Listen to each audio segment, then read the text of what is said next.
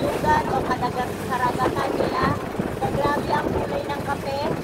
Ang tubig, kape na may gatas. Yes. Ganyan po kagrabe yung kanilang kalagayan dito sa Cambodia. So, yan. Thank you Lord dahil minamahal mo sila. Pinadala mo kami para ipag-pray sila at i-bless sila. Yay! Bye! So, ito na yung yung community nila.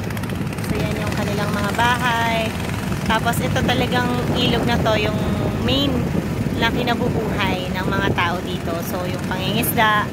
And then, eventually, ito nga, naging tourist spot siya. So, dagdag kita para sa kanila. So, ang tataas ng bahay nila. So, ibig sabihin, dumarating yung time na umaabot ganyang kataas yung tubig. Kapag bumabaha. So, yun. Kaya, we declare blessing upon this place. Blessings upon blessings. Because Jesus is the source of life and blessing. Kaya, dinideclare namin sa lugar na to ang kapangyarihan ni Kristo.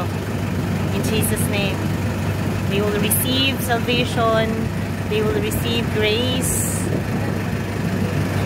So yan, ang taas po, diba? Ang taas. Yan. So yun. Thank you, Jesus. Thank you, Lord, for the blessings that you will be going to pour out in this place, oh God. Thank you so much, oh Lord. Thank you so much, oh God. Thank you so much. Yes, Lord. Thank you, Jesus.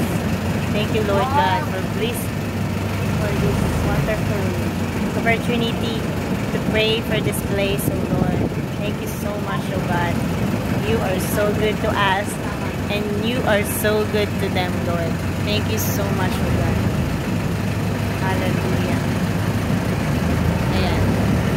So, ayan po.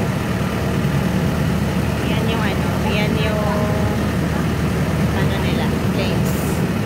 Grabe, ang lawak pa po hanggang dun pa. Hanggang dun. Hindi na kami umabot doon. Dito na lang po kami umabot. So, pabalik na kami. Pero grabe. Ayan. Grabe. We're still blessed. Hello!